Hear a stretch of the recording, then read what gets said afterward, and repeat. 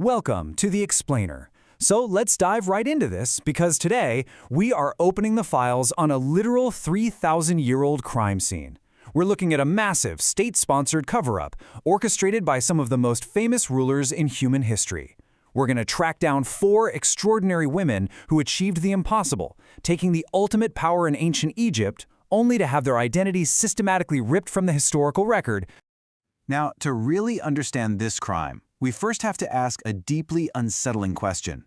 What could possibly be more terrifying than dying in a society that was just completely, entirely obsessed with the afterlife? For the ancient Egyptians, biological death was really just a transition. The real terror wasn't the end of your life, it was the end of your existence entirely. The term for this metaphysical crime is damnatio memoriae, or the condemnation of memory. See, in the ancient Egyptian worldview, your name, your Ren, was a vital, living component of your soul.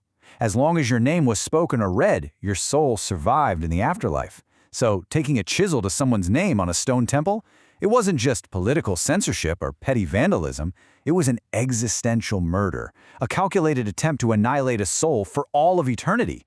We can actually track how this builds across Egyptian history. We've got 4 historical victims anchoring us across the Middle and New Kingdoms, from Sobekneferu in 1806 BCE all the way to Twosret in 1191 BCE. And these weren't queens ruling quietly behind the scenes, you know. These were women who stepped into the blazing light of the pharaonic throne, navigated immense dynastic crises, and took full, absolute control of the state. But to do that, they had to shatter the ultimate glass ceiling. I mean, there was a massive gulf between a great royal wife and a pharaoh. A queen was a traditional subordinate role, but a pharaoh? That was the living incarnation of the male god Horus. The office itself was intrinsically male. To hold ultimate political and religious authority and maintain cosmic order, which they called Ma'at, these brilliant rule breakers had to adopt male personas. This is exactly why we see them in the archaeological record wearing false beards, male kilts, and taking on the title of king. Case File 1, Sobekneferu, the Crocodile Queen. Her strategy for ruling in a highly patriarchal society was just absolutely brilliant. Her name literally translates to the beauty of Sobek. She was the very first ruler to incorporate the crocodile god Sobek into her royal identity. Now, Sobek was associated with raw power, military aggression, and ferocity. So by aligning herself with this incredibly macho, aggressive deity, she was immediately countering any patriarchal perceptions of weakness that might have been tied to her gender. Because let's be real, nobody argues with a crocodile. So how did she actually seize power? Well, it was a pragmatic masterclass in crisis management. As the daughter of the powerful Amenemhat III, she stepped into the void when her brother died without a male heir, and instead of just acting as a placeholder, she adopted the full 5-part royal titulary, the Horus name, the throne name, all of it, blending feminine bodily forms with masculine regalia in her statues. She prevented the immediate collapse of her dynasty by simply insisting on total continuity. Moving on to Case File 2, Hatshepsut, the Golden Age. Hatshepsut's reign wasn't just stable, it was incredibly lucrative. Instead of focusing on bloody military conquests like the guys before her, she launched these massive trade expeditions, most famously to the land of Punt. She brought back incredible cargo, gold, ivory, exotic animal skins, and 31 live myrrh trees, which she actually transplanted right into the courtyards of her spectacular temple at Deir el-Bahari. I mean, she enriched Egypt beyond measure and presided over a true golden age. But despite all this wild success, her statues were smashed and her name was chiseled right off her monuments. For the longest time, historians blamed a jealous stepson, Thutmose III, acting out of immediate revenge. But as Egyptologist Zahi Hawass has pointed out, that's actually a myth. Thutmose maintained her cult for years. The erasure didn't start until nearly 2 decades after her death. What you should really take away from this is that it wasn't an emotional crime of passion. It was a cold-blooded, delayed political calculation to rewrite the historical narrative. Next up is Case File 3, Nefertiti, the Ghost of Amarna. So, most Egyptologists now believe this elusive ghost was actually none other than the famous queen Nefertiti. Her husband Akhenaten had essentially plunged Egypt into chaos by abandoning the traditional gods for a single sun god, the Aten. When he died, the state was fracturing. The traditional patriarchal norms were in absolute ruins. Nefertiti stepped into this terrifying void to stabilize the country. But because she was tied to this heretical period, she suffered a brutal double erasure. First by her immediate successors, and then a total purge by the later 19th dynasty, who viewed the entire Amarna period as a shameful scar.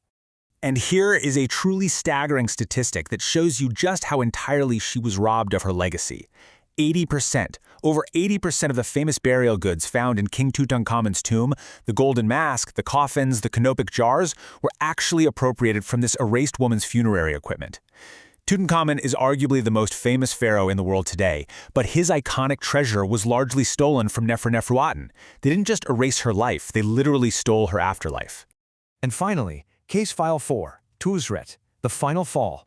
Twosret strategically followed the established playbook of the female pharaohs that came before her. She started out as the great royal wife to Seti II. When he died, she became regent for her young stepson, Siptah. And when Siptah died a few years later amid widespread civil unrest and political corruption, she didn't just step down. She declared herself pharaoh, taking on full male titles to secure power and hold the fracturing country together. But her end was swift, and the erasure? It was incredibly personal. Twosret had actually built herself a massive tomb in the Valley of the Kings, a really bold assertion of her pharaonic right. But the founder of the next dynasty, Setnakti, declared her rule completely invalid. He didn't just chisel her name away. He violently usurped her tomb, plastered over her images, and enlarged it for his own burial. It was an immediate, violent political reset. Unearthing the sovereign shadows, the mechanics of damnatio memoriae.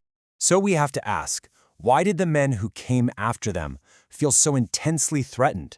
Well, let's look at the chilling, logical motives behind the chisels. This wasn't just about hating women, it was ritual utility. By erasing these female pharaohs, a new king could eliminate a political rival's legacy and seamlessly jump their own lineage back to a traditional male predecessor. Plus, to the Egyptian establishment, a woman on the throne was a cosmic anomaly. Removing her was viewed as a spiritual necessity to restore Mat, or divine balance. It allowed them to purify the sacred king lists, ensuring that only traditional male rulers were offered up to the ancestors. But here is the incredibly empowering resolution to this historical true crime story. The ancient censors? They completely failed. Modern archaeology has really become the ultimate foil to damnatio memoriae. By uncovering their smashed statues, reading the fragments of their defaced obelisks, and piecing together the clues of their reigns, we have brought them back. Remember, to the ancient Egyptians, speaking a person's name restores their soul. So by explaining this history and speaking the names Sobekneferu, Hatshepsut, Nefertiti, and Twosret, today we are actually restoring their rightful place in time. Which leaves us with one final, deeply provocative thought. If an entire civilization tried to systematically erase its most powerful, successful women, and honestly almost succeeded for 3,000 years, who else are we missing? What other sovereign shadows are hiding in the dark corners of recorded history, just waiting for us to speak their names? Think about that for a second. Thank you so much for joining me in this explainer. Keep questioning the history you've been taught, and I'll catch you next time.